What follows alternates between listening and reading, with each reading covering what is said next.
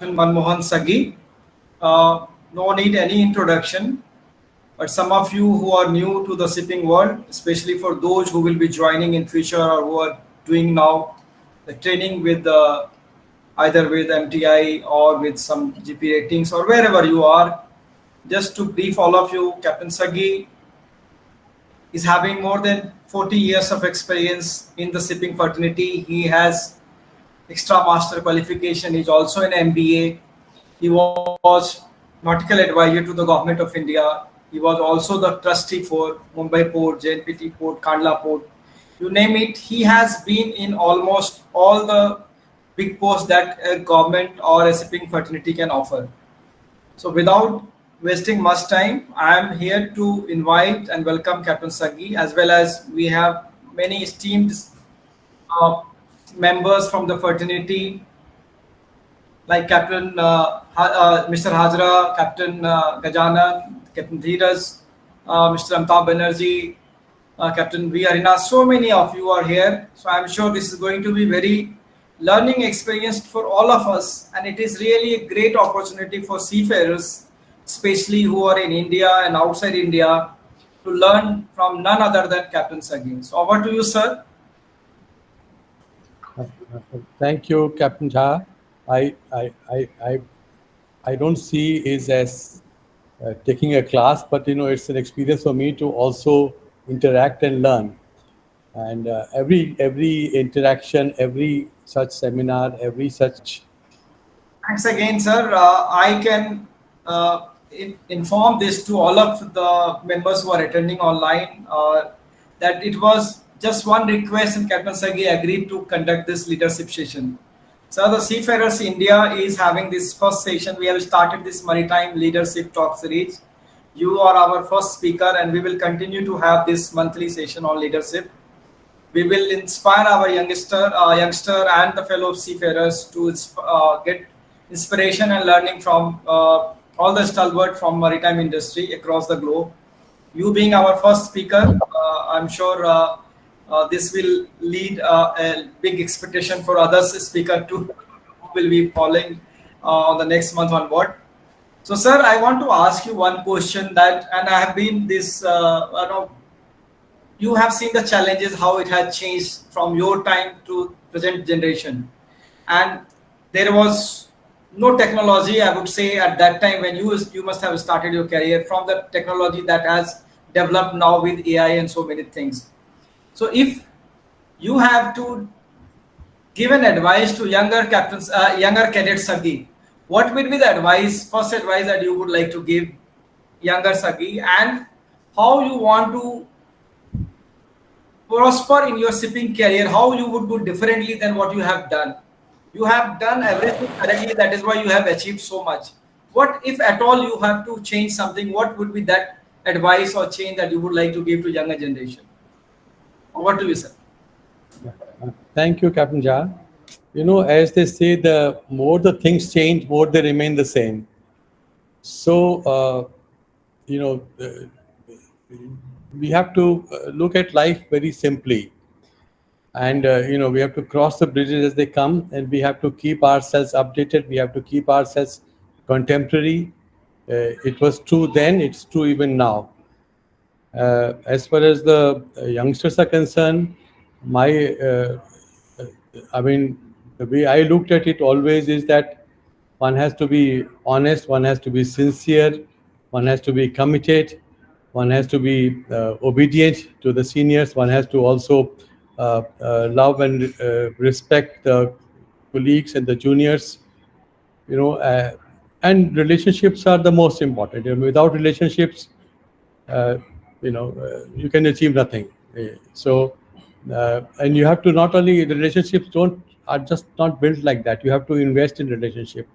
How do you invest in relationship is by by reaching out to the people, by understanding what their concerns are, and try to sort of see what would you like, how would you like to be treated by others. So same way you should also reach out and treat others the way you would like to be treated. Also, We have to also respect the cultural differences. I keep saying that, like, whatever you do, say in India or in at your home, may not necessarily be, true for other cultures or other homes or or what you see on the ship. So, for example, when you're drinking, say in Europe, it's considered bad manner if you leave a drink. But in Japan, you always leave a drink behind when you finish. So the logic can be both ways. I mean, in Europe, if you leave the drink, they say that you have wasted my drink. The host would feel. In Japan, if you uh, finish your drink, and then they feel that no, you're not giving you sufficient, so you always leave something behind. So we need to understand these nuances, and and also, nowadays, a lot of people are multinational crew is a norm, and about 90% of our seafarers are working on foreign ships. So you have to respect their culture, their food, their national days, their celebrations, and reach out to them, and compliment them, congratulate them, and make them feel important, make them feel part of the ship's company, and they would reciprocate in the same manner. So that is what I would like to share with the youngsters. Thank you. I can't hear you. I think your phone is you're on mute. You are muted, Amresh. You are muted. Yeah. Yeah, thank you so much, sir. Thank you so much. It is really so nice to hear all these suggestions and advice from you. We would like to know your journey, sir, right from, because this is what we have given as a title, that from cadet to nautical advisor. So, how would you like to describe your journey from cadet to the topmost position of becoming a nautical advisor? And what are the key learning that you would like to share with us? Yeah. So, Captain Shah, I was a small town boy. I belong to a place called Allahabad. Now it's called Prayagraj in UP. I did my schooling in vernacular in Hindi medium, and my brother and a lot of my cousins were already, working at sea, and I was infatuated, and then so I also got an opportunity to join ships in as a cadet. And those days there was no pre-sea training for direct cadets, so I stayed away. Picked up my belongings in once I was selected in Shipping Corporation of India. Captain Hajra Sahib is here, and I picked up my steel trunk and boarded the train for Kolkata. My ship was Vishwa Tej, was my first ship, and I boarded the ship, and I was a vegetarian by choice. My whole family was not vegetarian. I was vegetarian by choice. So I struggled, a bit, both from the food point of view, not so much on the Indian ships, but later on the when I joined the foreign companies, and also the language. I could read English, I could understand English, but I was struggling to talk in English. But so I had to uh, pick up these things fast, because it was very clear that I need to be able to speak English very quickly. But because everybody else around me was speaking English, that helped me to pick up English. And also, I picked up the habit of listening to the English news and reading the English newspapers and also the English periodicals. So that really helped me to catch up and hone my English speaking and English language skills. So that really was very, very helpful. Um, After that, I finished my traineeship in SCI. Now, SCI was, I mean, I couldn't find a better trainer than the Shipping Corporation of India. Nobody had to be told, nobody had to be pulled any strings. They on themselves made sure that, during my 3 years of training, I was put on a passenger ship, I was put on a general cargo ship, I was put on a bulk carrier, I was put on a tanker. I was even put in a passenger ship. So really, I got a whole completely rounded experience. And this experience, what I got in while training on HCI ships, really held me in good state, even when I became the nautical advisor to Government of India. So the things I learned over there, it can't be described. And the best was my training on the Vishwanidhi, where we cadets, we sailed we did everything what the ratings did. So a lot of hands-on experience was gained on those ships, and that really helped because when you become senior officer, chief officer, or captain, and you have to get work done from the crew, and if they are not able to do, they're not able to perform, then you should be able to show them with your hands. And I was able to do that because I was myself, I had worked in that position earlier. And similarly, when you're examiner also, then also you knew exactly the ins and out of chipping, painting, rigging the stages, throwing the heaving line, tying up the ship. So you could also, since you had done these things with your own hands, and you could sort of assess the candidates also, whether they are good in their job or not, whether they are fit for the job when I'm giving them certificate or not. So it was really immense learning as a trainee. And also, I used to have some very, very good chief officer and masters. Captain R.G. Khare was one of them. He was my chief officer and Vishwanidhi and later on my master. And they took a lot of interest in our training, not only me, but all the cadets. So after my training, uh, uh, I, I, uh, I was lured by the dollars and tax-free money, and I joined P&O Steam Navigation after I got my second mates. I worked with them for a number of years, and then I worked with some other foreign companies like United Arab Shipping Company, Iraqi Lines, and finally I got my command in Ratnakar Shipping. And later on, it was merged with India Steamships. In 1987, I joined the sea in 1971. I sailed for about 17 years. And 1987, I came ashore and joined the DG Shipping as a nautical surveyor in the headquarters. And I worked with DG Shipping for about 25 years till I was superannuated. I worked there as nautical surveyor, deputy nautical advisor, principal officer. I was principal officer Mumbai, and then I became nautical advisor in 2003. For about 10 years, I was a nautical advisor and chief examiner, and I superannuated in 2012. After my superannuation, I worked with the Narottam Institute of Shipping as its director for about 6.5 years. And this is an institute which imparts training in commercial aspect of shipping. And that was also a very interesting journey. Then, side by side, I was also invited to join Shreya Shipping and Logistics. It's a coastal container shipping company. They got about 13, 14 ships. So I was independent director with this company for more than 10 years. Just finished my tenure over there. I'm still associated with Indian Maritime University. They invited me to join on their board in the academic council and for their affiliation and recognition board as well.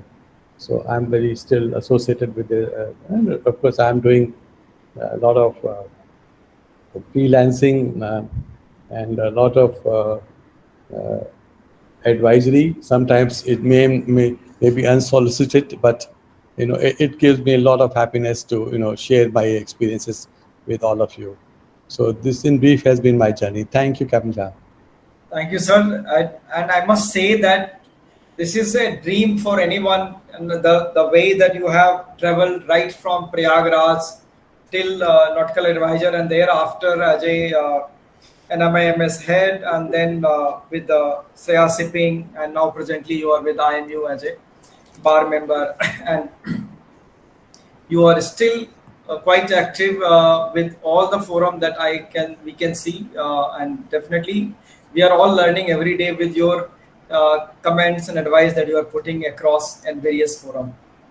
Sir, in your long journey, 25 years with Government of India and then another 17 years out at sea, and plus on your advisory role and or your freelancing consultancy role, if you have to advise us or younger fellow seafarers, because nowadays we have seen most of us and most of juniors that this the attention span time or a kind of what to say, the struggle that at least I would say that we are okay to even ready to struggle. But if I ask my son now, okay, you have this challenge, but you will accepting this career, so his answer will be no.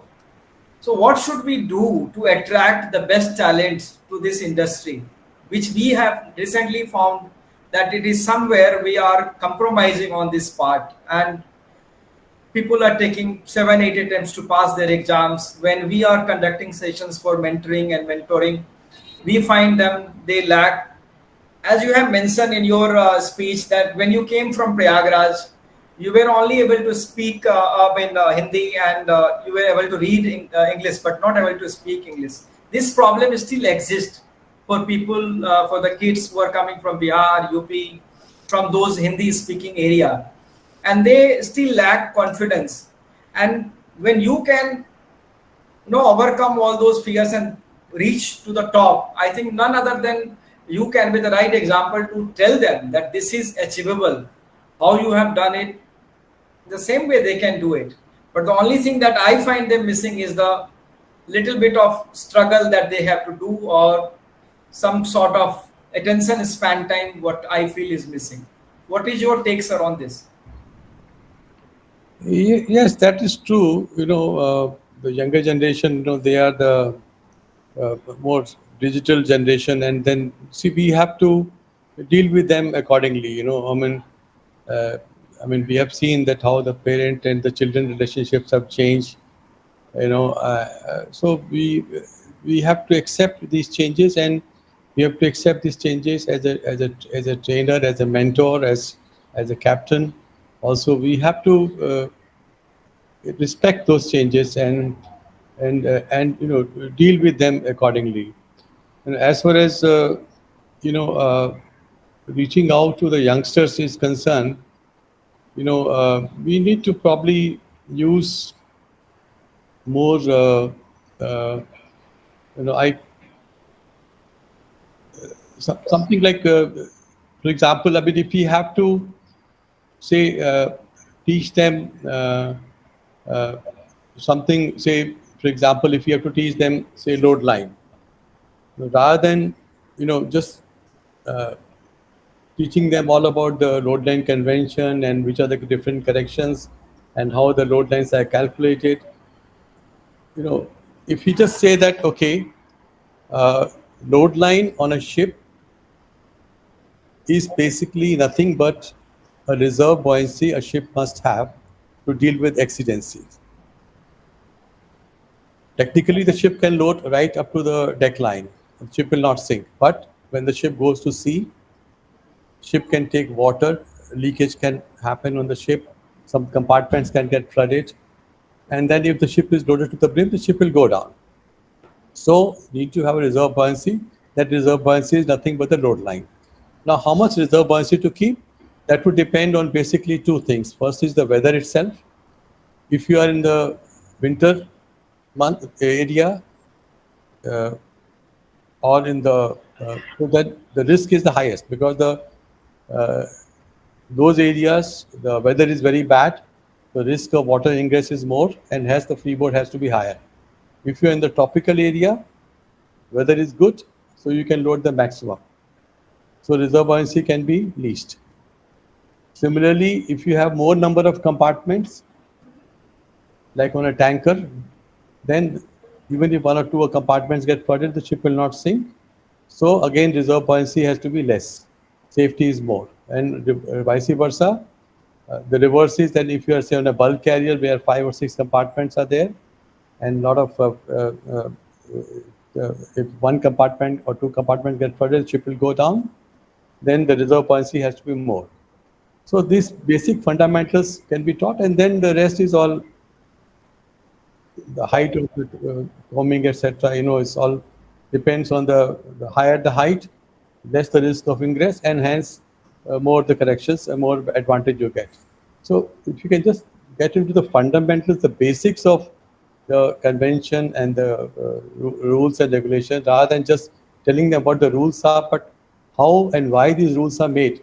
If those things are conveyed, that will be a lot easier for them to remember and make them get them more interested into the subject and topic. And then they don't have to remember the facts and the figures. They will come to them naturally. That okay, these are the fundamentals.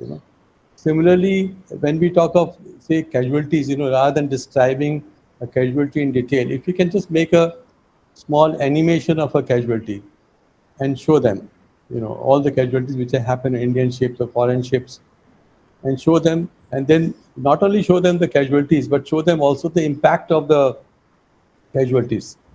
Uh, for example, if you show them the how many people died, how much pollution took place, how the certificates were suspended or cancelled, and what kind of uh, impact it had on the reputation of the officer concerned, the company concerned, what were the delays involved, the commercial losses, so the reputation of the nationality itself, that one wrong act by the Indian seafarer, has reputation, has an impact on the reputation of the whole Indian seafarer, whole community, and then you will be remembered, the good and the bad you have done for the community.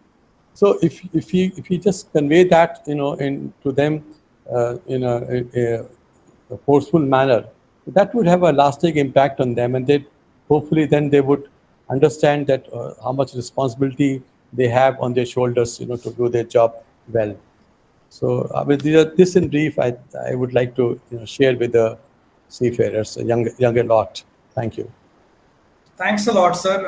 And we are so grateful for seniors like you who have given us a clear pathway for us to prosper. The Indian seafarers has got a very good job done by our seniors, and that is what we got as when we came into the shipping profession. We got a lot of advantage because our seniors did a fabulous job, and it is the duty now for whatever our generation is there, and then the future generation, to carry this forward for the future generation of India, to make our name visible or still remain on top, as Indian officers are still top officers considered in the world in shipping industry as far as present situation goes.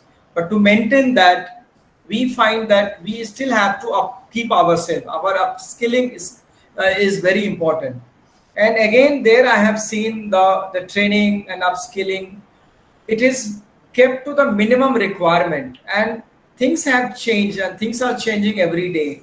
The challenges are changing, the leadership requirements are changing. So how to upkeep with the latest demand? Like you have seen, a lot of terrorist attacks are happening now. Those trainings are not being done at, not even masters or not even chief engineer, they are capable of handling those situations, the real situation when it happens. What additionally we can impart as a training to make sure that these people, when they go up, on board ship, they feel little comfortable to handle this kind of situation? What is your say about it, sir? Yes, absolutely. These are very, very essential skills, a modern seafarer must have. To some extent, we have covered that in the ISPS code under the ship security officers training. But by and large, not only the ship security officer, but every seafarer, must be aware of these risks, which the ship is exposed to, and deal with that. And along with that, the soft skills also, training in the soft skill is also very, very essential. When I say soft skill, I mean to say that, suppose the ship is hijacked, then how do you deal with the pirates? Similarly, you know, when you you have to also deal with the risk assessment is also another issue. I mean, take the case of what happened in the Baltimore Bridge incident. We don't know what happened exactly, but assuming that there was a suspicion that the generator and the engine are not 100% fit. Now, ship breakdown or generator breakdown is a very normal thing at sea. I mean, we all know what happens when the engine breaks down, that the engineers work and the deck officers go fishing until the time the engine is fixed. But there are certain areas where you can't afford to have this kind of breakdown, and when transiting under the uh, Baltimore Bridge is one such area, and so if you need to assess the risk and mitigate those risks. And how do you mitigate those risks? By creating more number of defenses. More serious the consequences, more the number of defenses you need to put in place. When we say defenses are basically, what are the defenses? Normal defenses.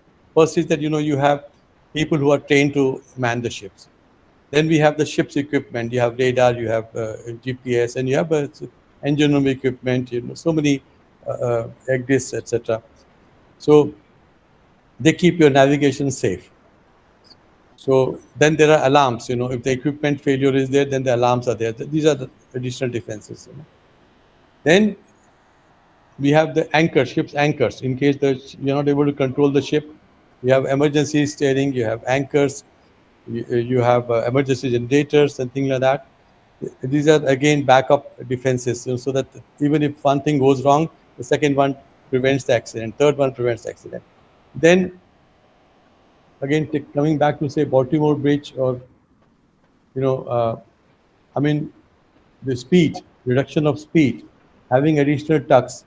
The bridge itself, could be made more in a manner so that the ships can't hit the pillars. So, as I said, that more serious the consequences, more the number of defenses you need to erect, and you need to understand the limitation. Like, for example, many times the ship's radar used to fail. Or so the ship managers or owners would come to us. They said, "We are not getting the spares. It take 3 days, 4 days. Can the ship sail for next port?" Now, as an administrator, I have two choices: either to stop the ship and say, "No, you can't fly without radar," or I can say, what we used to do was that do the risk assessment and say, "Okay, if the weather is no monsoons or no fog, it's okay. You sail out from a port during daytime and arrive the port during daytime, so that the chances of collision are minimized." So you do the risk and you do the mitigation, and then you keep moving the shipping. So these are the basic fundamentals of life also, and shipping and ships operations are no different. So these fundamentals need to be followed. Thank you. Excellent, sir. Excellent. So I have few more questions, sir. I have collected on behalf of.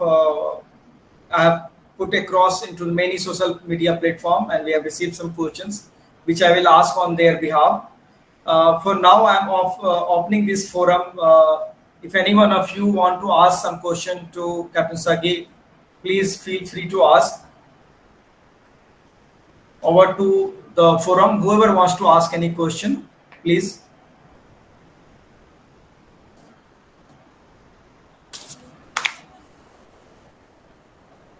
Okay.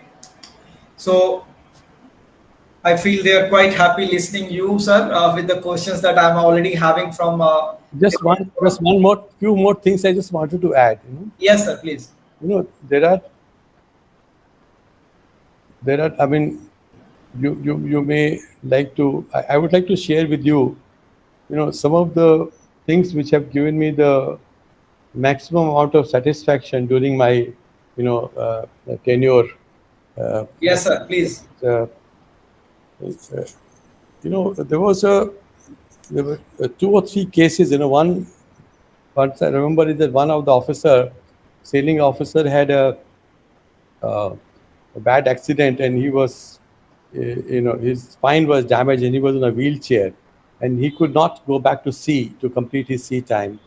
In another case, one officer had, lost his one eye, sight in one eye.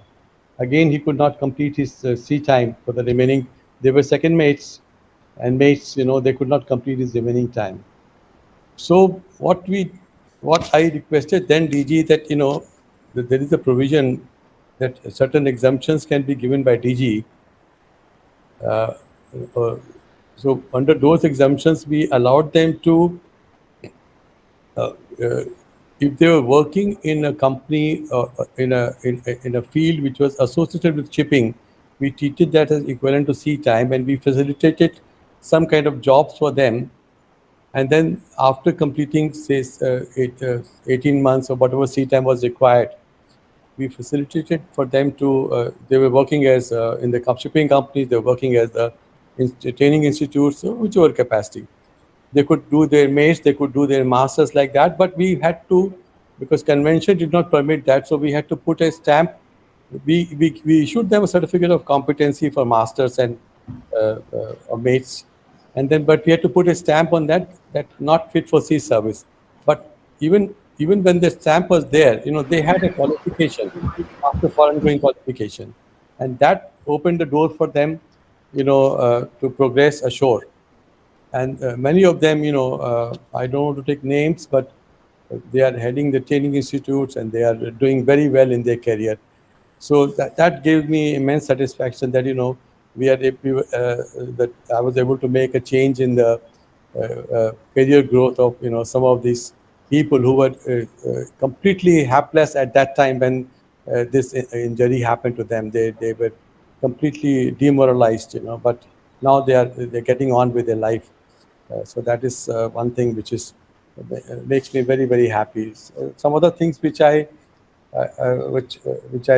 can remember is that one is that there was a LPG tanker which ran aground in Ratnagiri, and we managed to get a lot of the full force of the Maritime Administration behind the salvage operation. And after nearly 1 month on the next spring tide, after a lot of struggle and a lot of requisitioning of ships and resources of Maritime Administration, we were able to refloat that ship without any damage to the ship or loss of life on the ship or ashore. So because the LPG was boiling, because the generator had to be stopped, we could not keep it cool. So a lot of effort had to be done, but at the end of 1 month, we were able to refloat the ship and transfer the cargo. Nothing untoward happened. Then there was a collision of Chitra and Khaleejia. Uh, Chitra was carrying, it's a box ship, and MSC Chitra was going out of port, and the ship was entering the port, and there was some navigational misunderstanding, and the Chitra was hit on the side, and there was some pollution took place, and also all the boxes had fallen in the water. So the whole Bombay port and JNPT port for next 3 or 4 days, no ship could get in, no ship could get out. And then the Chief Secretary, Government of Maharashtra, called a meeting saying that in case we're not able to get the tankers in, then the refineries ashore would stop functioning, and that would mean that there would be no fuel for the buses, for the cars, for taxis, for aviation turbine fuel for the aircrafts. So the whole life would come to a standstill. So the tankers must come in. And of course, we then, this is not the job of DG Shipping or Nautical Advisor to do the salvage in the port, but we had this was very alarming situation. So we called a meeting of all the stakeholders, including Navy and Coast Guard, and of course the port officials and the salvage companies. And so we requested Navy that if case they can give us the minesweepers, and using those minesweepers, we were able to identify the location of the tankers which were partly submerged or floating or wherever they were, and we put some troll salvers to put the dropper buoys so daytime markers over there, and we made the channel somewhat operational. So we got the small ships out first, low risk ships, and then the bigger ships out, and then we got the same type of ships in, and next 3 to 4 days time we got the port operational. So there were a number of such incidents. One case of, I remember, one of the tanker ran aground in the harbor of in entrance of Paradip port. So we requisitioned another company's vessel to lighten that ship, and we managed to, before the ship could break, we transferred the oil and managed to. So there were a number of such incidents which happened. The piracy itself was a major challenge. We were able to get a naval ship to escort our officers, the Indian officers were crew wherever they were, or Indian cargo for that matter. We had to convince the government of India that nearly 1/3 of our foreign trade comes through these waters, and it is in their interest that they put a naval ship to protect not only the Indian seafarers but the Indian cargo as well. And the Indian naval ship was sent, and that helped a lot. Then thereafter, we had to also uh, do a lot of, there were some cases, there were negotiations directly with the owners, and most cases rather, and the pirates, and we tried to sort of go in between to the ship owners and persuade them to expedite those negotiations, so that our seafarers can come home. And in some cases, we had to use other means to government of India, where the ships had sunk and the cargo had gone, and the ship owner had no other interest in getting the crew back home. So we used the other channels, which I can't discuss openly in the public forum, but we eventually got everybody who was alive. We managed to get them home. So these were some of the, then the privatization of maritime training itself. When we STCW 95 came into existence, we realized that this Chanakya and Rahman was the only private institute, and LBS and Mary cannot cope up with the challenges which were expected from the STCW 95 amendments. So we had no option but to privatize the training.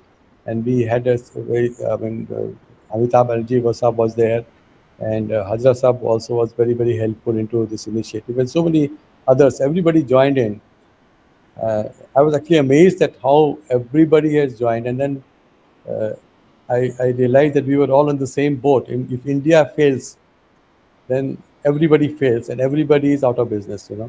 So it was like, as you say, that we were all in the same boat, and we couldn't allow the boat to sink. And everybody put their heads together, and we made it a success of the convention application and also privatization of maritime training. Of course, we had a lot of checks and balances in place. There have been a lot of challenges, as we know, that some of the institutes, have not been up to the mark, and uh, but overall, if not for the privatization of maritime training, I don't think we would have been anywhere. So there are so many other things I can share with the stakeholders or those who are interested. But it's been a challenging journey, and I must say that I enjoyed every day of my work. And every day was a new day, but it was a fabulous day. I have absolutely wonderful memories of my days in directorate, and thereafter Morarjee, and wherever I worked. So that is the kind of message I would like to give to the youngsters, that you must enjoy whatever you're doing and give your best, and rest, everything will come your way. Don't have to work, I mean, to achieve that you want to do this to get that. Don't do that. As follow what the Gita has said. That do believe in karma, and the results will follow. And that's the lesson of my life. And always, I would just repeat once again that respect your seniors, and uh, be loyal to the company or organization you're working for, and also be very, very cognizance of the people you're dealing with. I mean, I would like to give just one more example. And when I was applying for a mate's ticket, that time Hong Kong was a British colony, so I had to keep my status as non-resident. So I decided to appear for my mates in Hong Kong. So Captain Humphrey was my examiner. He came out of his room to call me in for my orals examination, and he offered me a cup of tea, and and started asking me very nice, simple question, communication, simple kind of conversation. He started like, what kind of ships you have worked on, which company you worked on, did those ships ever come to India? So I told him that, yes. He says, yes, I remember that Stulk and Derrick, those Aska and Ambra, those ships did come to Hong Kong. Did you ever use the damn thing? I said, yes. Was it in your watch? I said, yes, sir. I said, what did you do with that? I said, we loaded a 300-ton pressure vessel, using the Stulk and Derrick. He says, okay, let me hear, how did you go about it? So my oral has started, he made me very comfortable. So I tried, when I became the examiner and chief examiner, I tried to emulate, those lessons I learned, So it's very essential for us to, to mentor and to also, teach and behave so that the youngsters, follow those footsteps, and they also do those good practices which ought to be there. Thank you very much.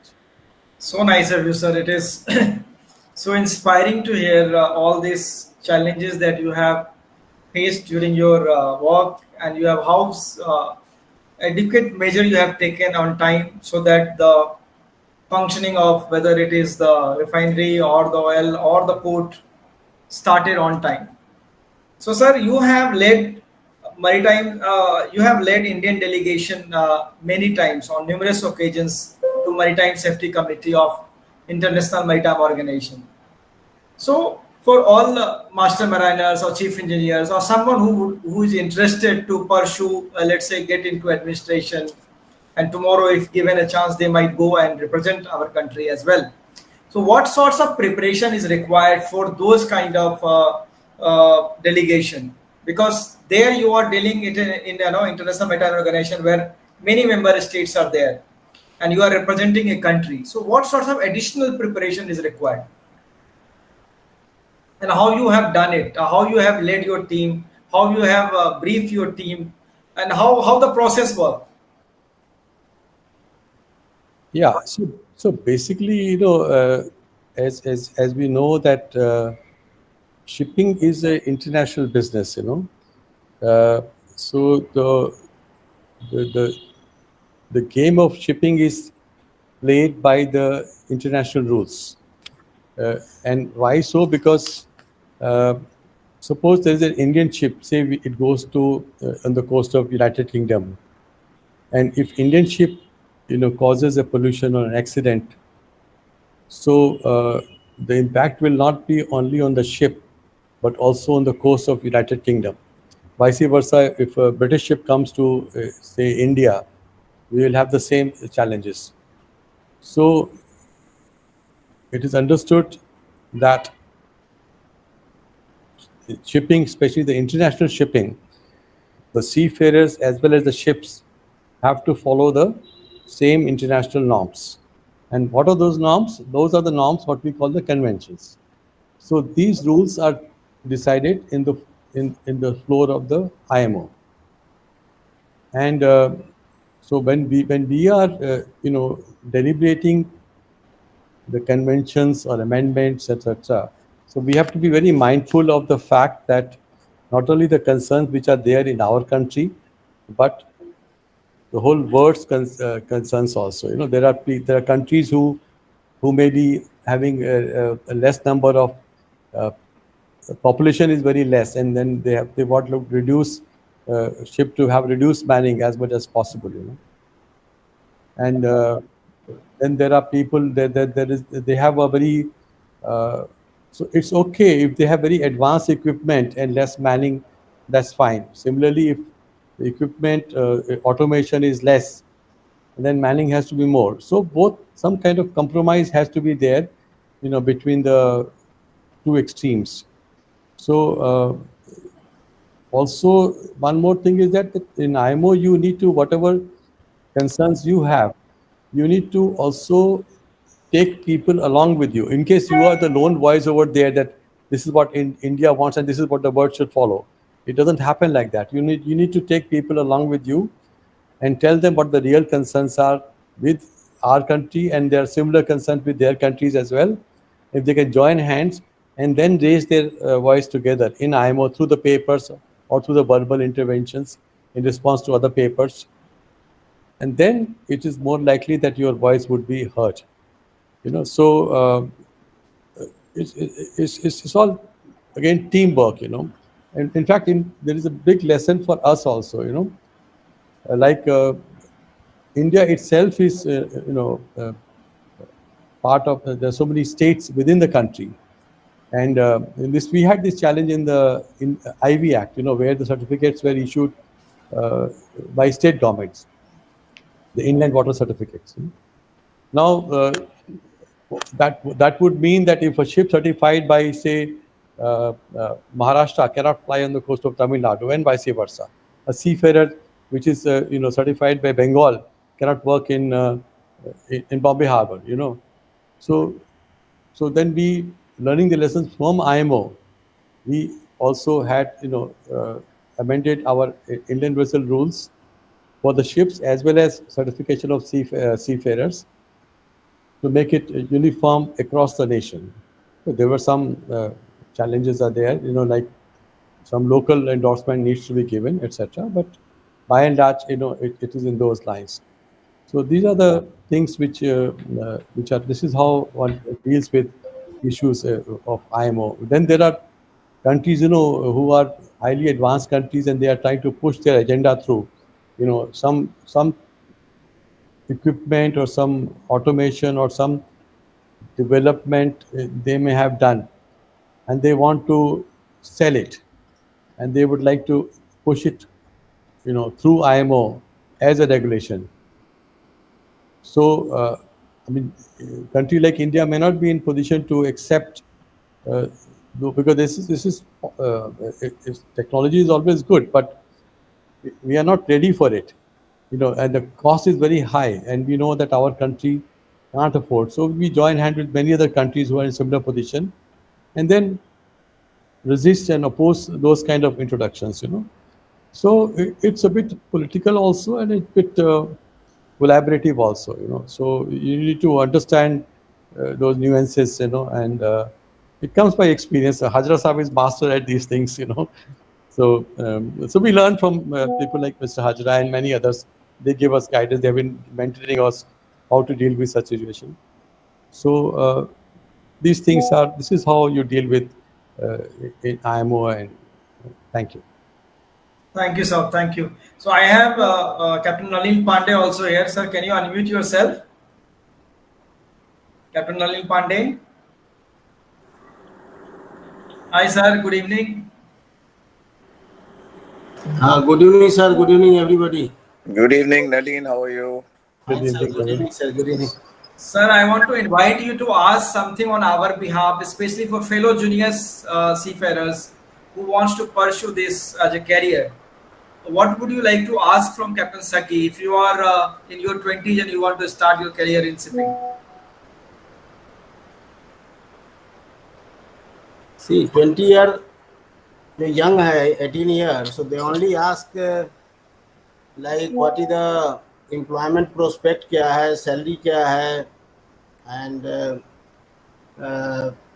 they don't know much about that, and they don't have too many questions also. They just want to see that how much I will earn and when I will get the job security kya hai, safety security ka to hai ki they don't know so much.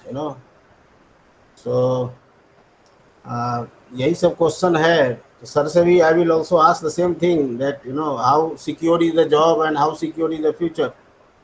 That's all. Exactly, sir. Yeah. So so when I was in Narottam, Morarjee,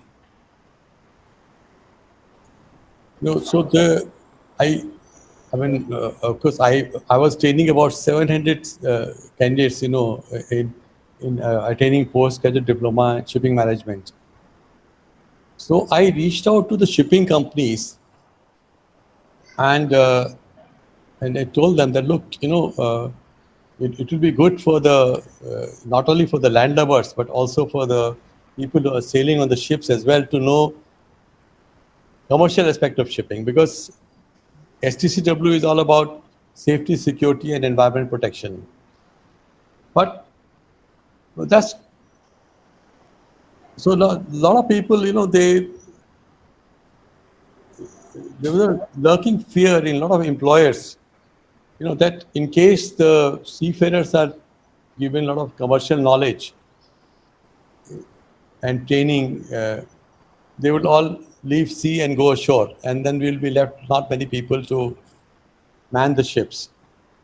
But I don't think that's the right way of thinking.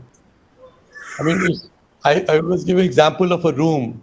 if you uh, if you have only one door in a room and the room is enclosed from all sides, you can only enter the room, you can't get out of the room.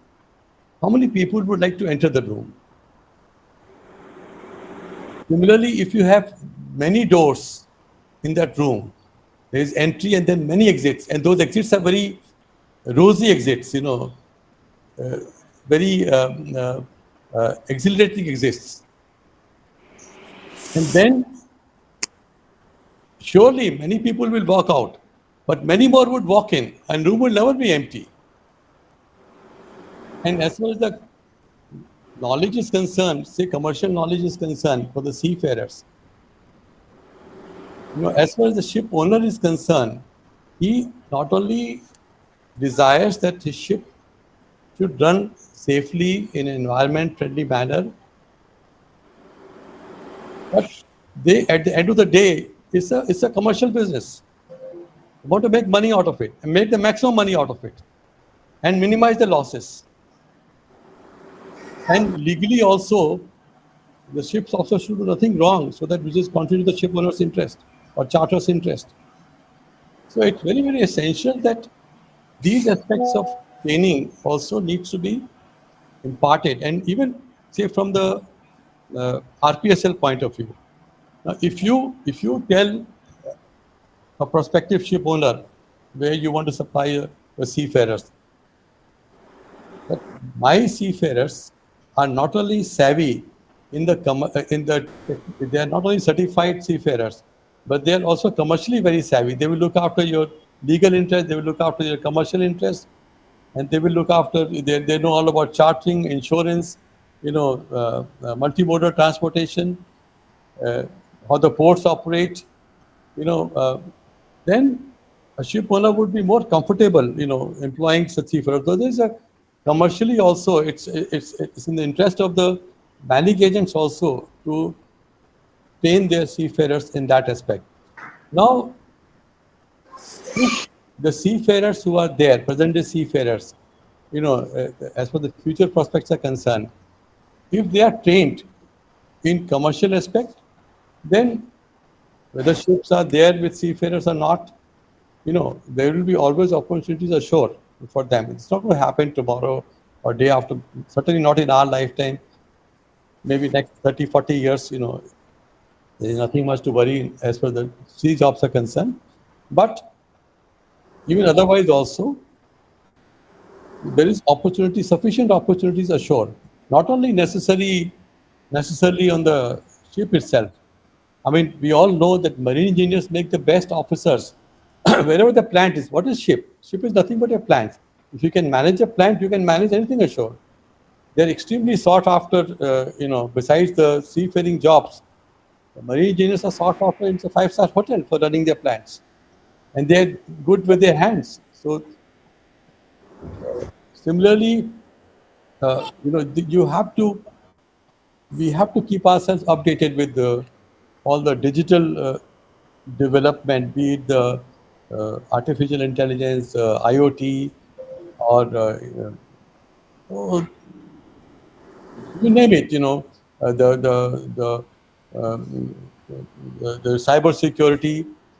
I mean, every shore organization has these kind of challenges, you know. So, and if the plus the confidence you get as a seafarer at a very young age. So they should not. We should not impose long-term. I mean, they want to continue long. That's up to them. But there should be a good stepping platform for them. And if they want to go ashore, let them go ashore.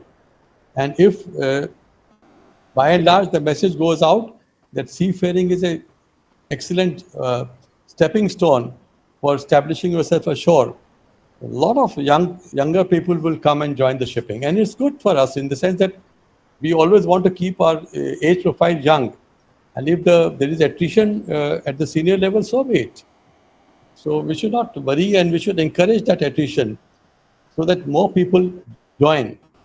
But it should be we should convey it very unambiguously and articulate that what are the opportunities the sea career gives you to have a even better or more lucrative career ashore.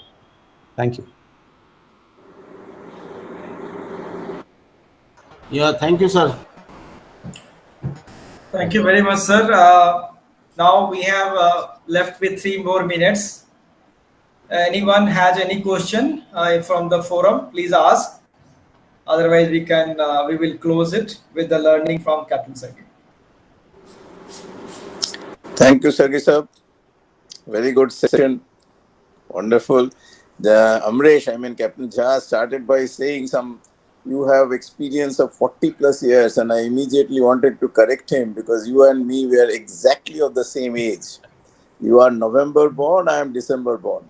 So I have completed 50 years last year. So obviously you have completed 52 years because obviously you started shipping career in 71, whereas I started in 73.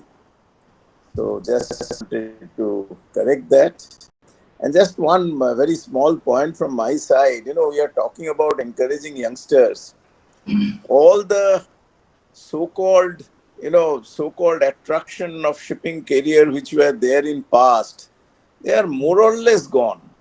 In the sense, today the opportunities for shore job are so good that the difference between the so-called, salary, seafarer salary and the people who are working, particularly in IT, in finance and all that, they are, earning equal, if not more, salary.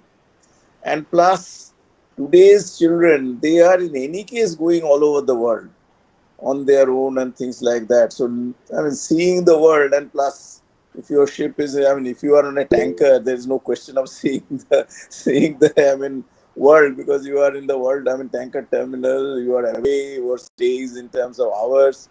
So those are gone. The only way to attract them is to instill pride in the profession, that look, this is one profession, but for which the world cannot move. So somehow, and I completely agree with Captain Saggi, that you must also make it quite clear that, through seafaring, you need not get confined to, seafaring all your life.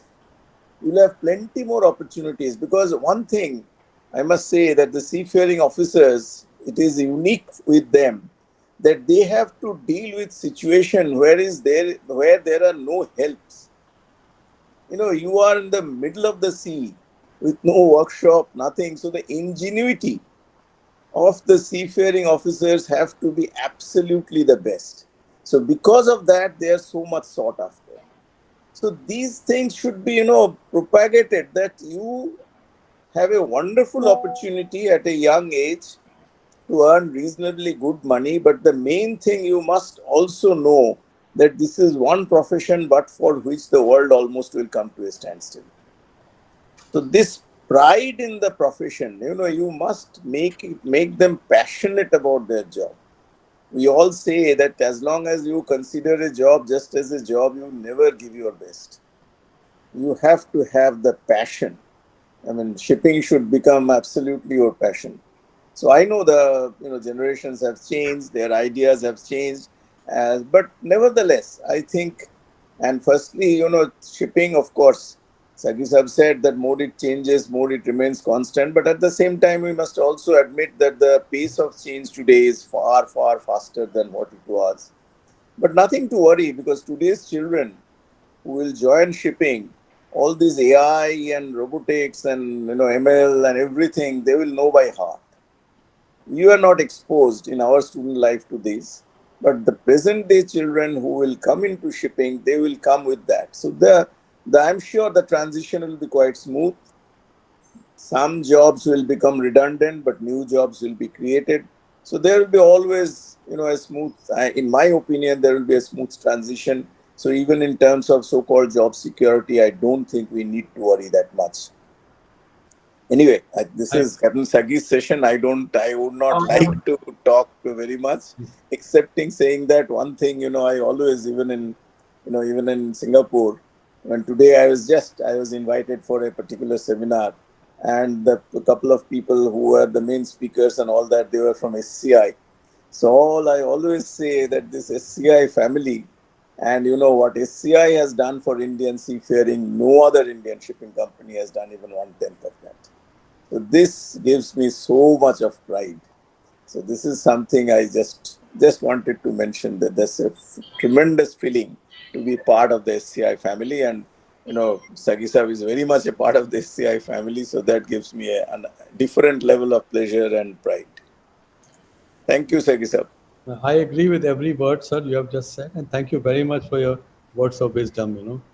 And really, I will personally, I am forever remain indebted to SCI, and I always maintain that that most of the modern Indian shipping, the foundation on the edifice on which the we all stand, is the foundation is Shipping Corporation of India. There are many other companies like India's and Great Eastern. India's were the pioneers, but then in terms of Indian seafaring, what SCI has done, India's nowhere.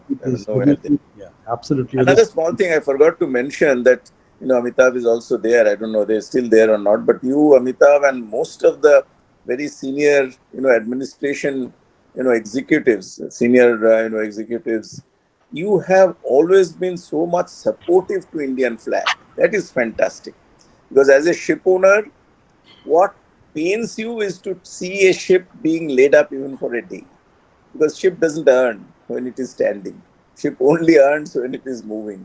So that's why, and you have always gone out of your way to help not only SCI, I'm sure all the Indian companies, to make their life that much simpler, to ensure that their ships are not laid up for more than what it was absolutely essential. So thank you very much for that. Thank you, sir. And one more thing I wanted to add in parting is that no matter what the position is you are in, you should always be respectful of the people on the other side of the table. And I made it a point that whenever any senior officers used to come, I used to always receive them at my door and always see them off at my door. Because the politeness, humbleness, just you don't lose anything by that. And also as a wherever you are, in whichever position you are, you should always have some kind of feel of the people who are going to be impacted by your decisions. So you should reach out to them. I used to always walk out of my room and then see the candidates who are waiting outside, or some industry personnel, and ask them that what is concerning them, why are they waiting, and see whatever best I could do to help them out.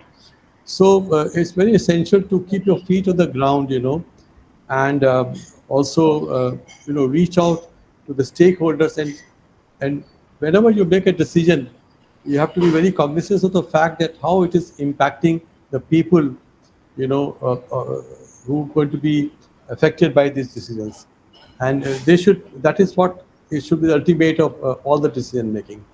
Thank you very much. Thank you, sir.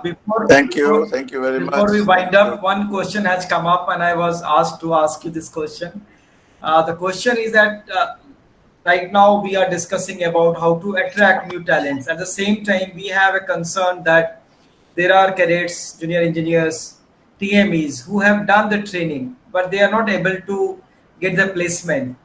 What additional way that they can, suppose if they cannot make career in shipping, what else they can do? What will be your suggestion? And MIMS, Narottam Morarjee is offering that course you have just mentioned, that they can do that course. Anything else, or what else they can do, or to equip themselves to get placed on board ship? Anything you would like to advise those seafarers who wants to pursue but they're not able to get berth after training? Yes, so there are a lot of initiatives which have been taken by the directorate. We need to first understand that, why they are not. There are some of them have been placed and others have not been placed.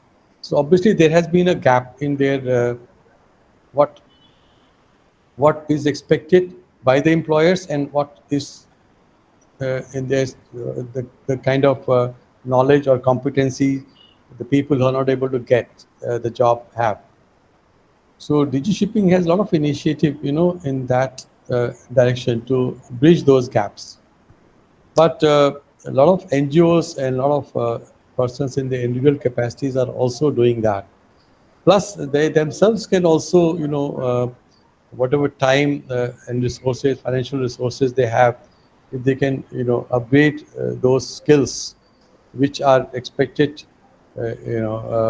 say people like, say, Captain Pandey, Nalin, if he expects, and maybe they themselves also, these employers also have been, a lot of them have reached out and done to make them job ready, especially in Chanakya and in Mary also. So those kind of initiatives would help uh, uh, so two things, that first of all we need to uh, find alternative carriers or retrain them for the sea carriers with support of the companies and non-profits and by their own initiatives. And secondly, we need to try to see to it that all those, especially say the institutes which are run by the shipping companies, they have no such problem. But other institutes, if the quality of the training is a bit suspect, then some of them are left behind. So this is where we need to ensure that as many as possible are sponsored by the shipping companies, and then help them and support them into getting the. Once they get the certificate, then there is no problem. They may not get the job even if they are not the top of the order in terms of competency. They'll probably get a job on lesser paying ships or smaller ships or uh, uh, uh, flags which are not so favorable, but they will get the jobs. But the challenge is to get that seat time, and this is where it has to be a collective approach by all of us. Thank you. Thanks a lot, sir. Thank you for giving us so much time. On behalf of Seafarers India, I would like to thank you for sharing your wisdom with all of us. Thanks, Captain Nangya Seller today for live streaming on their YouTube channel, which will be available as a masterclass to all the fellow seafarers. Thanks, Captain Nalin Pandey, Mr. Hazra, Mr. Amitabh Banerjee, Captain Dheeraj, Captain Gajanan, and so many of you who have joined online for more than an hour now, sir. 1 hour and 10 minutes, and I'm sure all of them will watch in on YouTube, because some of them have said it's a working days, so they will join later on during on the YouTube. Thank you very much, sir. If I have to summarize for fellow seafarers, especially the younger generation, the leadership lessons that Captain Saggi has shared with all of us is that you continue doing what you do, the success will follow. You have to take pride in what you do. You need to take interest in learning. You keep equipping yourself with the new knowledge. You become better version of yourself every day. With the time, you will certainly get whatever is designed for you. He has quoted Gita also कि आप काम करते रहिए. You do your work, and success and the fruit will come on due time. Sir, you have shared so much wisdom with us, your experiences with handling so many casualty investigations or the collision investigation, leading the maritime delegation, Indian delegation to the Maritime Safety Committee, and at so many forums. Thank you very much, sir, for all the wisdom, and thanks everyone for attending this session. Thank you very much. Thank you, Captain Jha, and thank you, Sailor, today for giving me this opportunity. I enjoyed every moment of it. Thank you very Thanks much. a lot, sir. Thank you. Thank you, sir. Thank you. Thank you. Thank you very much, sir. Bye.